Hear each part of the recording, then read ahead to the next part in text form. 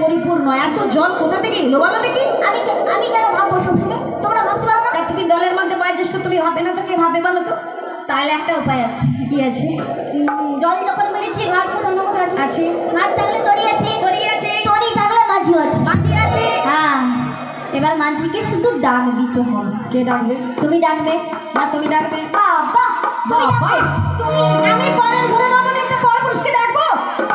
বাবা যদি ঘরে জানতে পারে সারা রাত ঝগড়া হবে। তা আমি তো পরের ঘরে রমণী, আমার তোমার বয়স হয়েছে, তুমি ডাকলে কিচ্ছু যায় আসে না। আর আমার বুড়ার পর যদি জানতে পারে না ঘরে আর লিবে নি বাদ দিয়ে দিবে।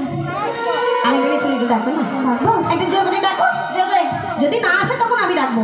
আচ্ছা বলি ও ঘাটওয়ালির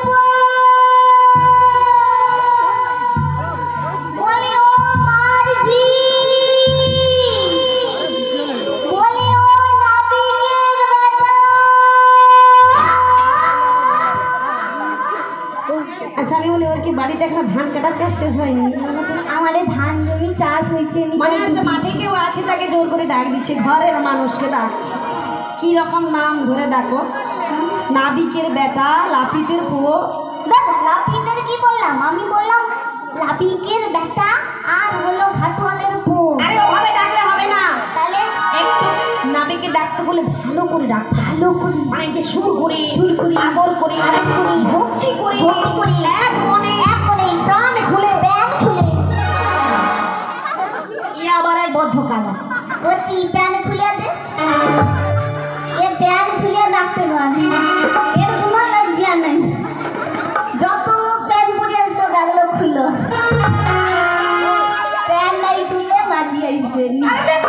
চুপ করো তুমি, আমি বলি আর শুনে। আরে আমার ওটা প্যান খুলে হবে না, ওটা হবে প্রাণ খুলে গো, প্রাণ খুলে। কি খুলে? প্রাণ খুলে। নাই আমার প্রাণ নেই, ও প্রাণ হারা।